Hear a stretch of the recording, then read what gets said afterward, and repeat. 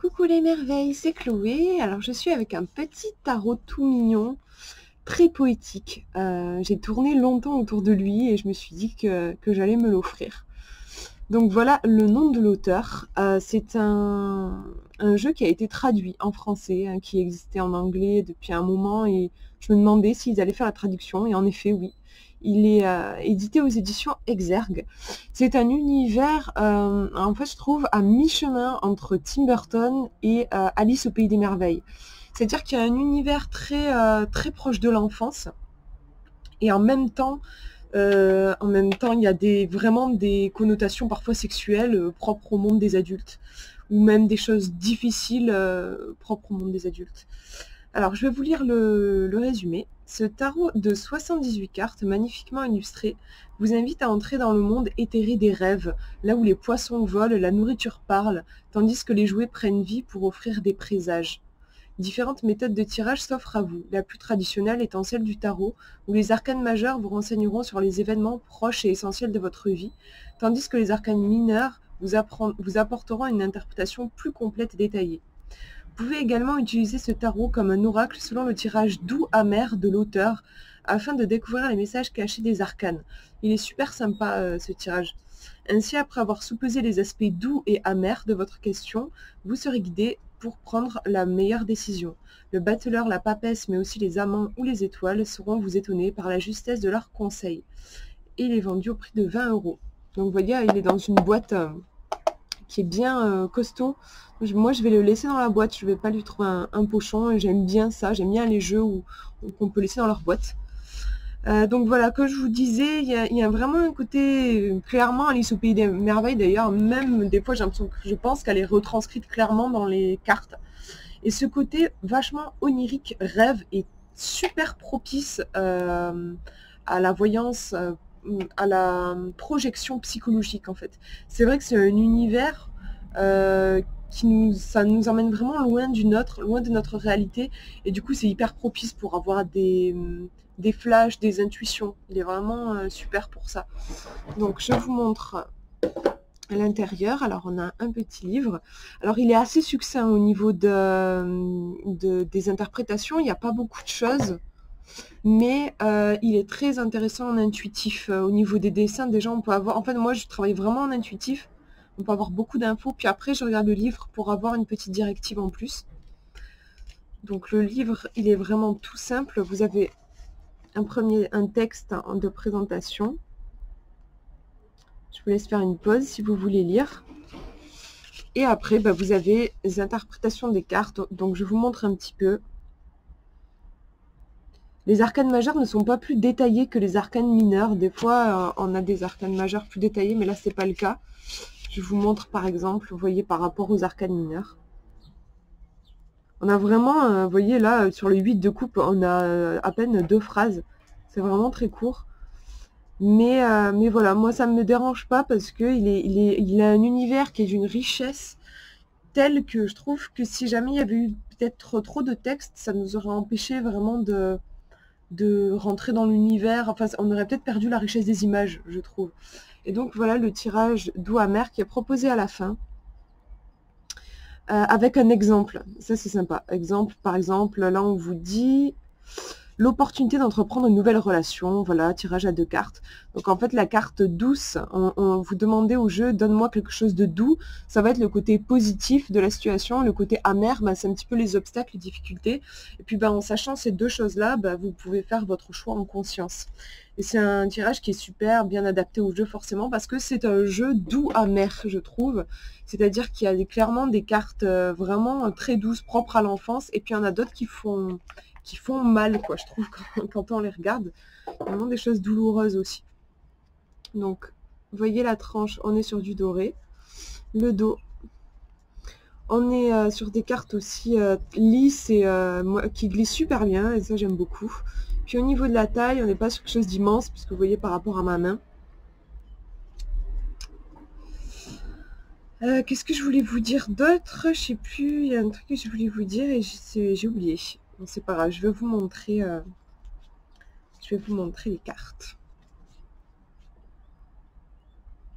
Elles glissent beaucoup, donc je pense que je vais galérer à pas toutes les faire tomber en vous les montrant. Donc vous voyez là, Alice au Pays des Merveilles, on est complètement dedans, avec le lapin.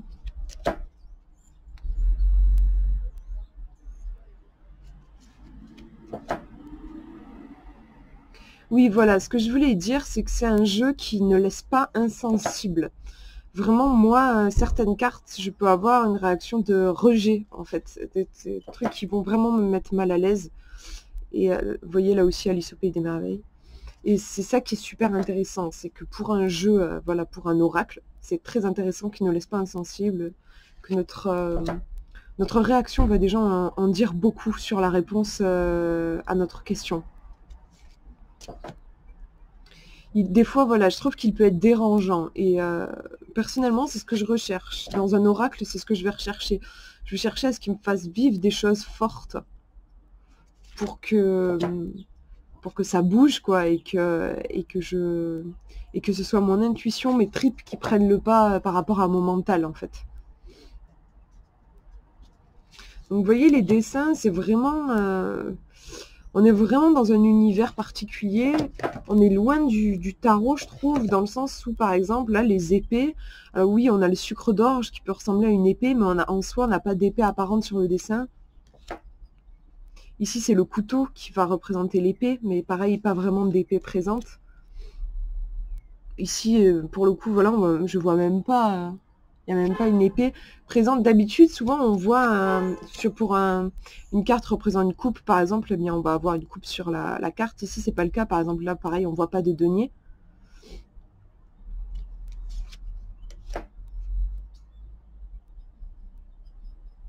Vous voyez, on a le côté ici enfant, c'est en même temps un peu flippant, je trouve. Celle-ci aussi. Souvent, la fille, elle a un côté... déjà, on ne sait pas si c'est une femme ou une fille, je trouve, il y a ce côté-là souvent. Et puis, disproportionnée, avec la tête beaucoup plus grosse, c'est pour ça que ça peut faire penser à Tim Burton. Et puis, les yeux en bouton, ça me fait penser à Coraline, un film d'animation, super sympa, mais pour le coup, qui ressemble beaucoup à du Tim Burton, mais c'est pas du Tim Burton. Et pareil, pas un truc à montrer aux enfants, mais un univers super riche et très intéressant. Si vous êtes amateur de cinéma, je vous conseille. Là, on a un petit garçon, l'empereur, le pape.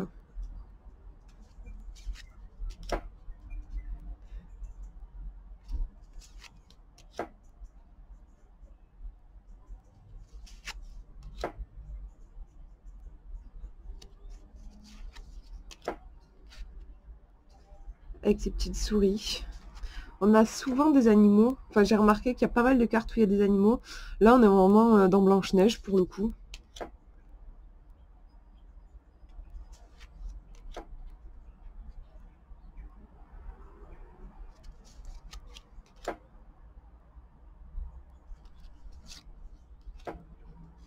Là, ça fait assez escargot.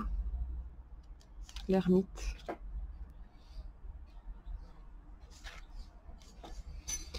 Celle-ci, c'est peut-être la plus dérangeante, je trouve, du jeu. Il y a vraiment une notion de viol dans la carte qui est vraiment dérangeante. Celle-ci, j'ai beaucoup de mal. Quand je la tire, ça fait naître beaucoup d'émotions chez moi. Celle-ci est beaucoup plus douce, je l'aime beaucoup. C'est vraiment des images, enfin moi je trouve vraiment sublimes. J'aimerais me les agrandir. Alors pas toutes, hein, parce que comme je vous dis, il y en a qui me font flipper, mais certaines, me les agrandir et en tableau, vraiment, c'est trop trop beau quoi. Et ça fait voyager.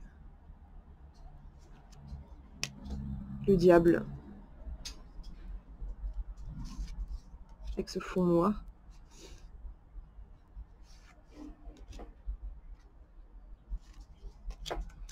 Hop, on va avoir des cartes un peu dans tous les sens, ça y est.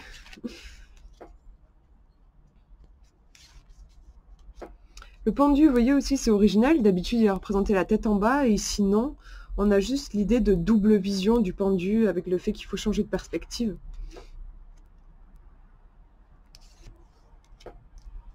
Le battleur.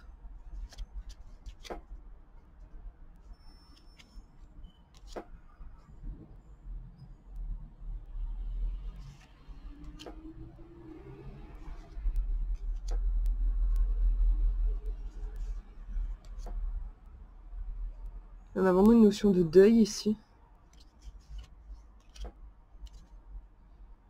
Donc il est très sympa, comme je disais, en intuitif. Et du coup, vous pouvez aussi raconter des histoires en mettant les cartes les unes à côté des autres.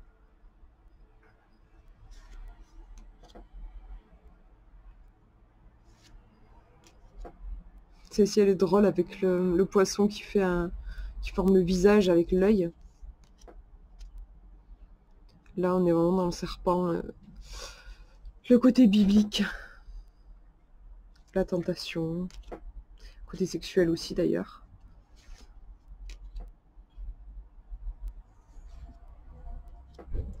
Là aussi, on le retrouve.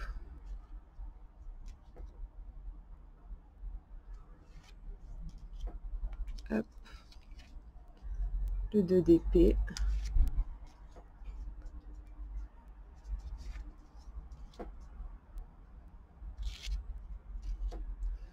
Celle-ci aussi, elle est assez dérangeante, je trouve. Hop.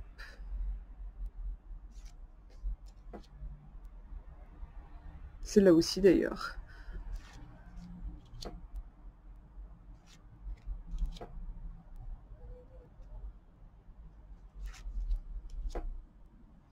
Là, on est vraiment dans l'espoir, le côté luciole. L'araignée, qui va représenter notamment la patience.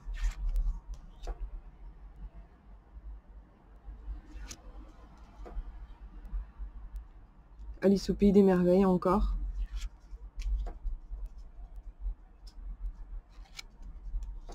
Et la dernière, c'est le valet. Je me pensais que c'était une reine. Non, c'est le valet de coupe.